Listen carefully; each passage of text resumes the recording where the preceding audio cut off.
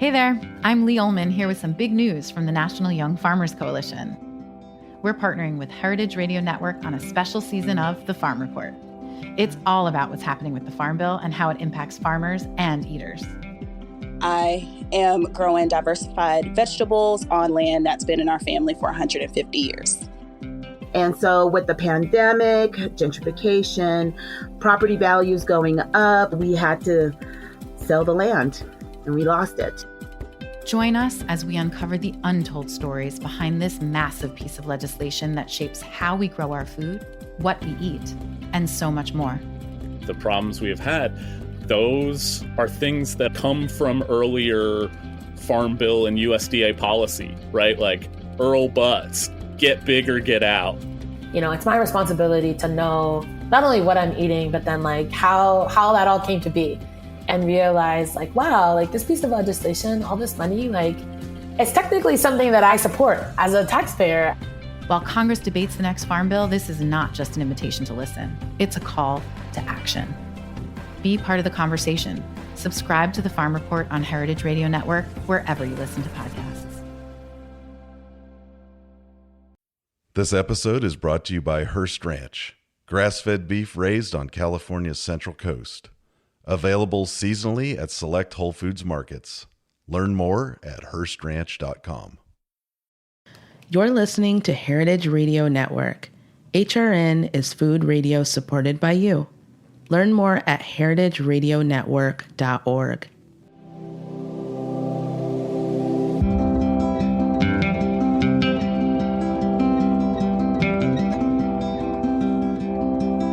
You're listening to a special edition of The Farm Report from Heritage Radio Network and the National Young Farmers Coalition. I'm your host, Leigh Ollman, with my co-host, Alita Kelly. We work with a coalition of tens of thousands of farmers and advocates across the country, calling for land justice, climate action, and a more equitable future for agriculture. On this special series, we're digging into the Farm Bill, an incredibly powerful, multi-billion-dollar package of legislation. It influences what we eat, and so much more. Over the course of the series, we'll be talking to farmers, policymakers, organizers, and food advocates about all the ways the Farm Bill directly impacts our lives, whether we realize it or not. We'll break down farm policy and talk to young farmers about what hangs in the balance for them as another Farm Bill gets made. We hope these stories from the front lines of our food system inspire you. Join us to shift power and change policy to support the next generation of growers and land stewards. The future of good food depends on it. Hello, welcome to the Farm Report, a special edition hosted by young farmers where we talk about all things Farm Bill. I'm your host, Leigh Ollman. As Young Farmers Land Organizing Manager, I work with young and BIPOC farmers to advocate for more equitable land access. And in this episode, my co-host Alita and I are talking about climate change. What are farmers experiencing on their land? How is it affecting their ability to produce? And what is the Farm Bill doing to address this crisis? We're going to start with policy expert Abby Fain. She's the Chief Legal and Policy Officer for the Intertribal Agriculture Council. We went to Abby to learn about conservation programs more generally, but we also wanted some insight into how the Farm Bill specifically impacts tribal communities today. We're going to jump right into hearing about how the IAC was created during a major climate event back in 1987. By the way, this interview took place before Congress extended the Farm Bill into September 2024. The Intertribal Agriculture Council was born out of some drought crises that occurred in the late 1980s when tribal producers in the Great Plains were really struggling to get hay to feed their animals at the height of a drought and at the height of some severe weather. So since that time, IAC has been working to make sure that there is a voice to speak to issues and priority concerns for individual tribal producers as well as tribes that are operating either their own agriculture operations or implementing their own laws that impact producers on their reservations. And so IAC has really been at the forefront of voicing the concerns of Indian country. What is happening with climate in the Farm Bill? Can you talk a little bit about which titles in the Farm Bill directly relate to climate and what happens to those if we don't have a Farm Bill by the end of the year? I would say you'd be hard pressed to find a title in the Farm Bill that isn't impacted by climate to some degree, whether it's extreme weather conditions, whether it's adverse weather conditions. What is happening with climate, with weather, it impacts every single title. I think the go-to one that we work with most regularly is the conservation title, Title 2. But, we at IAC especially are looking at Title 5, the credit title. When you're financing agriculture, it really should take into account financing climate change efforts. Are we empowering producers to utilize practices that are considered best practices with regard to climate change? Because those types of efforts aren't going to come without some type of cost. But are we financing those efforts in a way that really lets people who want to adjust their practices to make sure that what they're doing contributes to positively addressing climate change? Yes. And getting into more about conservation programs specifically, what are some other limitations of conservation programs and how do conservation programs support climate action? A little bit earlier, I alluded to some USDA programming not always fitting neatly on tribal lands specifically. Some of the limitations, and again, a lot of my perspectives are going to come from a tribal-centric view. And in this case, one of the priorities we have is also a limitation that's currently in place. And in conservation, there are opportunities for states and local governments to identify conservation priority resource concerns, but tribal governments aren't included in that process to be one of the governments identifying what priority resource concerns are in any given state. And thus, those priority resource concerns weigh on the types of projects that are funded. Mm-hmm. And so if tribal governments don't have a voice in identifying tribal priority resource concerns, even if theirs are something different than what the county or state where their boundaries are located, they're not going to be afforded the same weight when NRCS is reviewing projects that it's going to fund. There are tribes that cross state lines as well. And in those cases, you trigger another issue because you're not just working with one state conservationist, you're working with two. Because, while your tribal lands are, one reservation, if you're crossing state lines, or sometimes, like in the case of Navajo, multiple state lines, it really adds some complexity around how you can comprehensively address what conservation practice you're going to do, because it largely will depend on which state that you fall in for any given project. So with other federal conservation programs mostly being geared towards larger farms, could you speak at all to the potential of increasing opportunities for small to mid-sized farms in getting support from federal funding for conservation practices? Sure.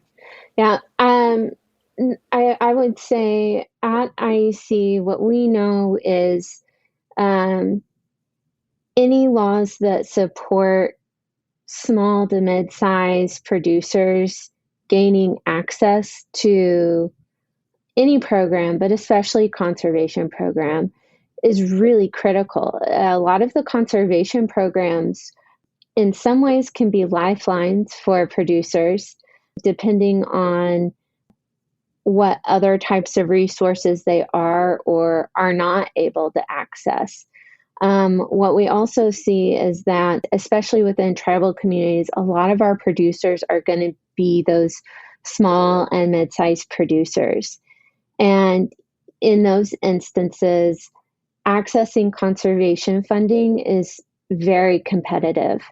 And we don't often see the dollars for conservation funding reaching the individual tribal producers on tribal lands who are going to fall within that small to mid-size farm range.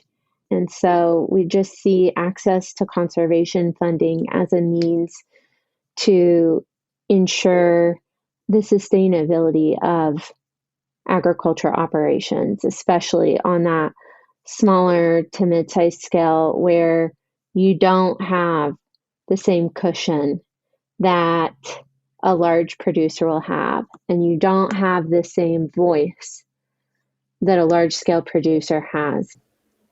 Absolutely. Thank you for elevating that. Yeah, I think sometimes we hear conservation and we think, oh, that would be like an added bonus to a farm, but you're saying it's critical, like this is a lifeline for small to mid-sized farmers. Absolutely. And I think especially what we've seen historically in tribal communities is sometimes access is limited because the practice being pursued isn't one that is recognized as an accepted conservation practice. And we're seeing a movement towards change on that around traditional ecological knowledge. Then you have a lot of instances where individual producers might be left out of a program because they don't use the right words. They don't use the words that a government agency wants to hear to describe a project. One of the examples that my boss has provided, she spent her career prior to IAC working for NRCS in North Dakota and South Dakota. And one of the methods she would take with her is she might take a picture board that showed examples of different practices and asks the producer which one they were wanting to do. And so they would point at what they were thinking about. But the way they described it, if they had just gone based off of the words, it wouldn't have met the criteria that the agency was looking for. And so have historically been these disconnects that aren't just based on size, but accessibility around because of how conservation practices are communicated and how they're actually accepted based off of historical knowledge. Absolutely. Can we switch and talk a little bit more about water conservation and maybe you can share more about how conservation programs impact water conservation? For instance, irrigation is a huge cost and equip. Does that benefit farmers or is it depleting water resources? I would say that it largely I would say benefits. I think what we've heard in the course of the roundtables that we've done throughout Indian country is water is a top priority. And for those same producers who are saying water is a top priority, they're also talking about the necessity of NRCS and access to equip. And so I think they really go hand in hand. Yeah, and just to kind of expand on that, we've been talking about conservation and the importance of USDA funding and for farmers to have access to some of the support as they're dealing with, climate change and water and farming being a risky business. So then I think it sort of leads in nicely to talking about crop insurance, which is another huge piece. Right. And so can you talk a little bit about right now who benefits from the current crop insurance program? The current crop insurance program, it is one that I think historically has been more difficult for tribal producers, and then BIPOC producers more generally to access. In order to access crop insurance, you have to have access to crop insurance agents. You have to have access to agents who understand your communities and the agriculture practices within your communities. I know that IAC is working with other partner organizations to do a pilot program that seeks to train more crop insurance agents from each of our communities to ensure that the people who are able to assist with these products are the people who are your neighbors, or if you're doing a practice that maybe a lot of people aren't familiar with, but it's in your community and you already have an understanding of it, it's not so risky to say, of course, we'll insure that practice, or of course, we'll insure what you're doing in your operation, because within this community, that's a pretty standard practice or way of going about what you're trying to accomplish within your operation. We'll be right back after a quick break. Hearst Ranch, in collaboration with Whole Foods Market, is proud to be the presenting sponsor of The Farm Report, a special HRN series in collaboration with the National Young Farmers Coalition. Tune in each week to hear from farmers, policymakers, organizers, and food advocates about all the ways the Farm Bill directly impacts our lives, whether we realize it or not. They'll break down farm policy and talk to young farmers about what hangs in the balance for them as another farm bill gets made. Join the coalition to shift power and change policy for the next generation of growers and land stewards. The future of good food depends on it. Learn more at heritageradionetwork.org or wherever you listen to podcasts. And we're back. So, how are young farmers across the country dealing with impacts of climate change? We talked to some of Young Farmers' land and water advocacy fellows about the changes they are seeing on their farms. The specific issues they're facing may be different, but they struggle with many of the conflicts we just heard about from Abby. Susan Mitchell of Cloverleaf Farms is growing organic vegetables, herbs, and flowers in Connecticut. She's noticed some major changes in the past 5 years. I farm in New England, where our farms are small and they are very diversified. And so we don't actually grow a lot of our own food here and still rely a lot on fruits and vegetables coming from other parts of the country and the world. And so when I talk to CSA members or when I talk to my representative in the U.S. House, I talk about climate change because I talk about food security and being able to provide food grown where we live, or more food grown where we live, but on like a more localized scale. I mean, I think everyone would agree that we see more intense storms.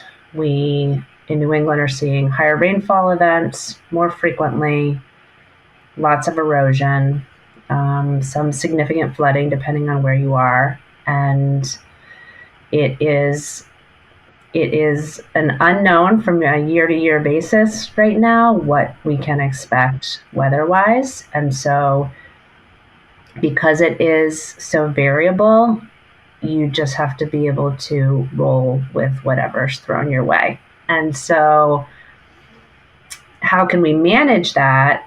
I think for vegetable growers, it becomes growing under high tunnels in some sort of structure so that you can protect plants for longer periods of time in humid areas where we are, in areas where we get rainfall, which is great. It often comes too much too fast right now. So have you noticed that during your time farming, weather patterns and rain and water, like that has changed dramatically from when you got started? Or has it been pretty consistent? It seems to have changed dramatically, I would say, within the last 5 years, like dramatically. And I often ask older farmers that I know and run into, people who have been farming for 30, 40, 50 years, like I want to know their answer to that question, you know? And they do. They say things are different.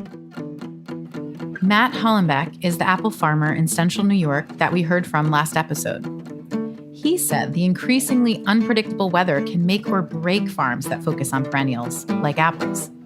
I'm planting perennials, right? Like that's such a terrifying thing to do in the face of climate change, right? Like you talk to people in different parts of the country, we grow different apples, right?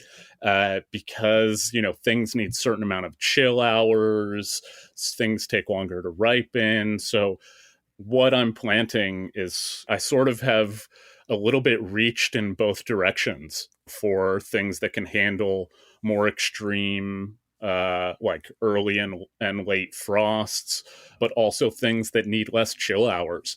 And just with the knowledge that some of that is going to fail, like there's going to be essentially some percentage of crop failure every year, because I don't really know what's coming. And I've had to sort of prepare for that because, you know, with sort of modern apple growing techniques, they're sort of like glorified woody tomatoes, right? The rows are 11 feet apart and they're trellised.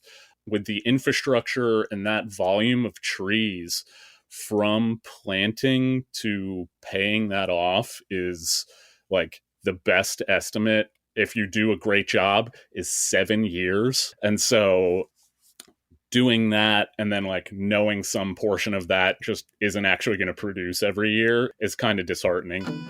This past year on May 18th, we had a super hard frost that was 15 days away from our frost-free date. And it was at my farm, my orchard, it was 22 and a half overnight.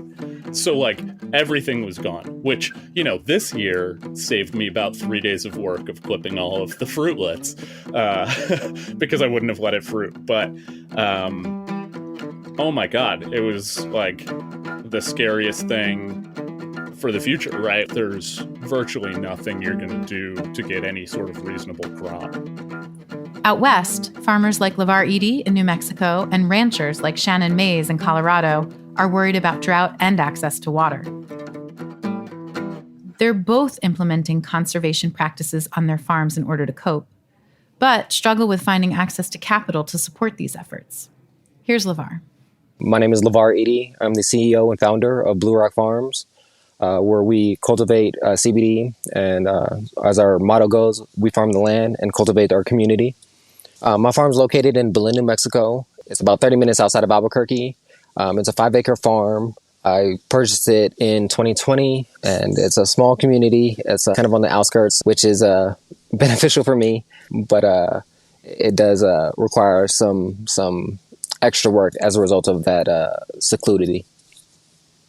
And were there any barriers for you to get the land that you're on? Can you talk a little bit about what that process was like for you? Yeah, so purchasing the land was a long process.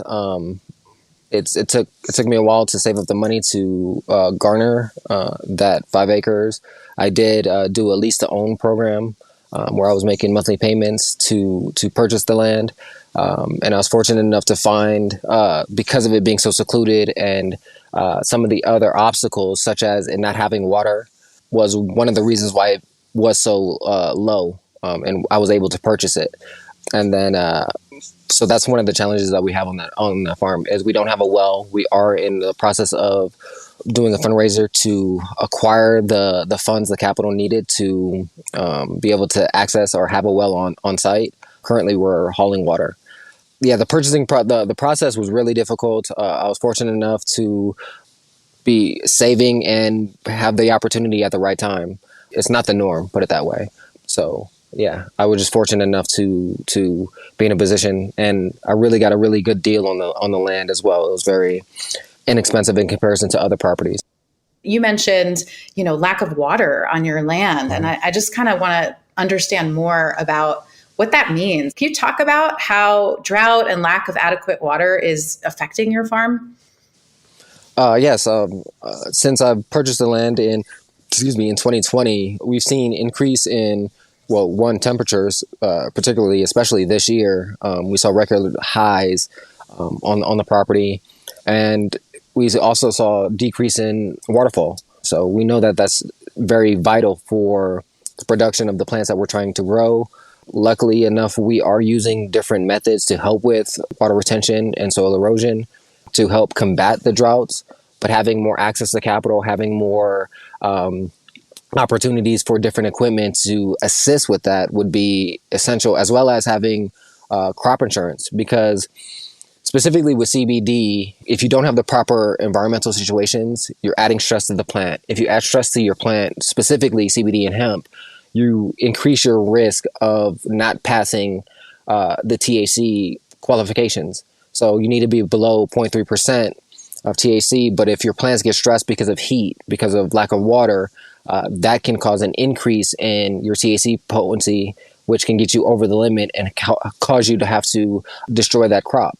And for small farmers like myself, if you have to destroy your whole crop for that year, that can be devastating to your farm. And a lot of farms don't recover. That can be evident by the number of CBD producers in New Mexico alone. Each year, the number keeps on dropping, which is an indication. Some of it, I believe, is just a lack of knowledge of understanding the plant and people trying to get into the space too quickly. And then other is that they're not having the proper access to the things needed to help combat these climate changes. And how do you sort of account for those climate issues in your farming practices? So one of the things that we're doing is trying to, we increase the amount of cover crop that we have on the farm to help with soil erosion and water retention, and having a great mix of biodiversity. We found it has been very beneficial for our farm, making sure we're having a mix of nitrogen fixing plants as well as deep root penetrating plants to help with soil compaction. Having that mix really creates an ecosystem on the farm that allows for some buffer against climate changes, especially the heat rise. But it's not the perfect solution. So there's other things that we would love to implement, such as an air to water generator, which can help with the fact that we don't have as much water on the property as we would necessarily need. With the air to water generator, that would produce the water coming from the air to give us the water we need to substantiate the plants, as well as different irrigation methods, using oil pots to help so that we're not getting so much water evaporation from the plants. Those are the kind of main things that we've implemented and that we would love to implement to a higher standard with additional capital. Right. So you're doing all these things, but all these things cost a lot of money to do, right? So who's helping you with that? So at this time, everything that we've done has been self-funded or as a result of the GoFundMe that we started. We're always in a constant threat of not being able to continue. So it's just a matter of really me hustling to get the capital needed to keep the company running. We did apply for the Healthy Soil Conservation Program. We weren't accepted for a couple of reasons, but one of the reasons that was frustrating to me and our company was specifically that they said because we grow hemp. So we lost a year of production last year as a result of it. And didn't get accepted because of something that was known prior to us applying for the grant, within the grant, and they approached me about the grant. So those things are frustrating, is really that, as well as I think they need to really streamline the processes of these grants and these loan applications. It's about time, really, about the capacity that you have in time, because if the document or the grant or the loan is 20, 30, 40 pages plus supplemental documentation that's needed, which is not like you just have readily available, you have to go to your bank or whatever, that takes time away from you actually producing the product that you're creating. A lot of us, especially the small farmers, we don't have large crews where we can go, hey, you guys do this work while I go work on this grant to get us more money. I got to determine where I'm going to spend my time. Is it going to be trying to get this grant that I might not get? That's going to take away time from me producing products that is going to give me some return on our investment and the capital that we already put into the farm. So I think having some assistance with that or streamlining it to a manner where it's more applicable and productive for small farmers. Just kind of going back again to the Farm Bill and to some of the specific things that you've been advocating for, if your member of Congress just kind of walked into the room where you are today and asked you how they could support you, what's like one thing that you would say to them that's the most important for them to advocate for in the Farm Bill? For me personally, I would say is having more grants and loans and streamlining that process to allow us to be able to get more equipment, or having pre-approved loans so that we can get the equipment or the land depending on the situation, as well as provide opportunities to teach young farmers different things of farming as well as business acumen so that they can get to the point to potentially start their own farms. Having grants and loans that are geared towards specifically smaller farms, less than 50 acres, less than even 10 acres, would be instrumental for our farms, because that equipment, that would be literally a game changer. We have one more voice to hear from. Here's Shannon, a rancher and ditch rider in Colorado. Ditch riders have very cool jobs. They make sure irrigation waters are flowing so farmers have access. I'm Shannon Mays, and I work on the San Juan Ranch in the San Luis Valley, just outside of Saguache, Colorado. The San Luis Valley is a really special and unique place. It's this high elevation, big, wide valley between the San Juan mountain range in the west and the Sangre de Cristo mountain range in the east. It's this high elevation, ancient lake bed. There's this incredible water resource underground in the form of a confined aquifer deep down and then an unconfined aquifer above that.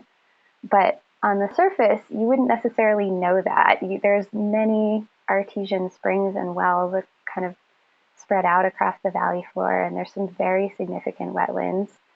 But a lot of the land looks pretty dry on the surface. So the land that I work on here on the ranch is really expansive. The valley floor tends to be pretty flat, so you can see a long, long way. And we have a mix of irrigated meadows here that are all native grasses and some dryland pastures as well that are native grasses. So it looks like kind of a grassland, brushland kind of mosaic out there. The sky's really big. Yeah, the mountains kind of form the horizons on both sides. It sounds so beautiful. And I'm wondering how long you've actually been on that ranch and in that place, and what patterns you've seen in terms of the changing weather. Absolutely. So what I've seen, and this is true not just of the last couple years, but also, what I remember from growing up in this region, is that the land is a lot drier. It seems like the weather is less predictable than it used to be. We don't really have these just incredible sublime monsoon seasons like I remember from being a young kid. It seems like, it's kind of a hit or miss. Like, we may have moisture in the spring and or the fall, but the monsoons, they don't come, or they're really late. It's challenging. The spring moisture can be incredibly helpful. The fall moisture, a little bit less so, especially because, a lot of folks are trying to make hay in one form or another. And also the hay piles don't retain their quality as well if they're getting rained on. And how does soil health help your ranch and help your operation? Yeah, that's a great question. Here, so much of what we do is about building soil health through our grazing practices, which looks like intensive managed grazing using a combination of temporary and permanent fencing. So that's on the lands that are managed on the valley floor. But then we also have a BLM permit just in the foothills of the San Juans, directly to the west of here. And we've done some herding and drift fence building, temporary drift fence building on the range to help us get better utilization there. And that's all with the intention of maximizing that beneficial relationship between grazing animals and plants so that we can get the maximum benefit of, stimulating new growth in those plants, removing old growth, spreading seeds, breaking up soil caps, adding beneficial microorganisms to the soil directly from those animals' bodies through manure, adding, urea, adding nitrogen through urine. All of these ecosystems are so precipitation dependent, and we don't really see a lot of action biologically unless we also see moisture in some form or another. And so through increasing carbon, soil organic matter, we increase the water holding capacity of our soil, and we increase the functionality of not only the carbon cycle, but also the water cycle on the lands that we manage. You're linking what's happening with the soil to water conservation and grazing animals. They're all these things are connected. It is a system, and I love the way that you're talking about that. You're doing all this work, but what kind of help do you need, or what kind of resources would you want from the federal government or the Farm Bill that could help you to continue to do this type of work? Something that I would love to see is farmers and ranchers getting paid for the ecological stewardship services that we provide, not just the food products or fiber products that we are able to make available to our communities, but also for the health of the landscape that we are directly involved in creating and maintaining every day. Like, so much of the work that we do, we actually don't get paid for. We only get paid for the product that we create. But probably the most valuable thing that we do, honestly, we are not getting paid for right now. And that's true for so many people. If there's a way that we could change our subsidy system through the Farm Bill that leads to the production of commodity crops like corn and soy, and maybe rethink what we're subsidizing and how, in terms of thinking about, what we want to see for our landscape, what we want to see for our animals, what kind of jobs we want to see, and how we value the work that people are doing in our food system and in the landscape, and try to redistribute that wealth. I would love to see something that just put tools for better land management, better animal management in the hands of people doing this work in this area right now. So that includes actual material resources and also education and technical assistance. I think programs that invest in us directly will probably have the biggest benefit short and long term. Yeah, if you invest in your farmers and ranchers, we're all making investments into the land that ultimately have a return for everybody. Yeah, I would like to add a note about efficiency, because I think so much of our sort of bigger conversation about what's necessary in agriculture, and particularly how we respond to drought and climate change in arid landscapes, or we respond to the high cost of labor compared to the amount of work that needs to be done. And we come back to this word efficiency, but I think that the way that we think about what efficiency means is pretty limited, and I think that it can actually get us in big trouble sometimes. So, I've thought about efficiency as it relates to water quite a bit this season. So, for example, on the operation where I work now, and the one that I worked on during most of this season, we do a lot of, or mostly, flood irrigation. And, that's a very ancient practice that basically just pours a lot of water out on the land to get things wet. So flood irrigation, we can generally think of it as being 50% efficient, which means 50% of the water might be absorbed by the crops or the grass that we're irrigating, and then the other 50% pretty much goes back into the ground. And whatever plants absorb, then it's evapotranspirated and it goes up into the atmosphere. So that's 50%. Sprinklers generally about 85%, which means that 85% of the water that we put out through a sprinkler is absorbed by plants and evapotranspirated. And with drip irrigation, that percentage is even higher. It's up over 90%. But all the water that we put through a plant ends up in the air. And not that that's a bad thing necessarily. It's not like it disappears from the earth, but it means that it leaves our local system and just because of the way the climate is changing and our weather patterns are changing, our ability to recapture that through precipitation into our local watershed just diminishes more and more. We tend to think of an ancient practice as being very inefficient, but if we look at what's actually being accomplished through it, we see that actually we're getting all of these benefits that newer technologies that we think of as being more efficient are not providing for us.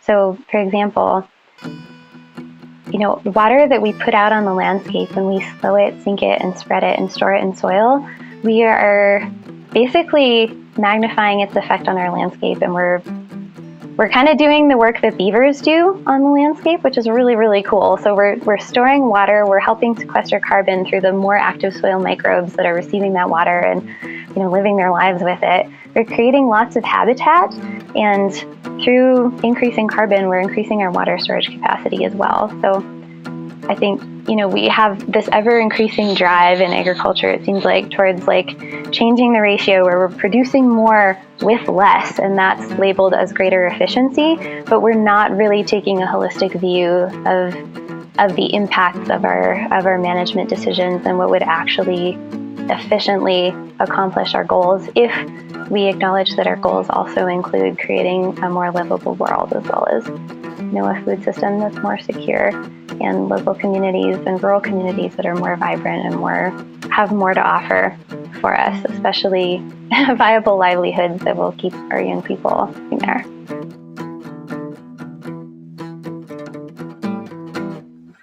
How can we compensate farmers for all the work they do?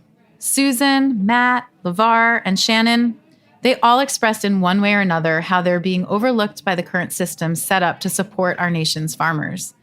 And they're not the only ones being denied access to USDA funding or struggling to balance the health of the land with the profitability of their farms. Congress is considering 2 bills that could directly address some of the challenges that each of these farmers spoke about: the Small Farms Conservation Act and the Farmer to Farmer Education Act. You can find a link in the show notes to learn more about how these 2 bills could be included in the next Farm Bill.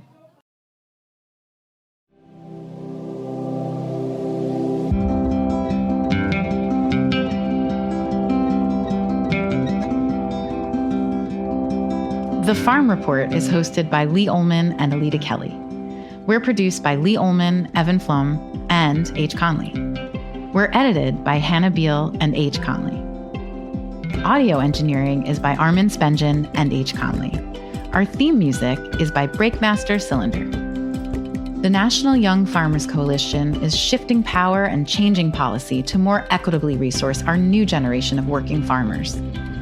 Please make sure to rate, review, and subscribe wherever you stream your shows, and share it with someone you think would like to join the Young Farmers movement. You can follow us on Instagram at heritage_radio and at Young Farmers, or take action at youngfarmers.org/advocate. Consider becoming a member of the National Young Farmers Coalition today for only $1 a year at youngfarmers.org/join. The Farm Report is powered by Simplecast.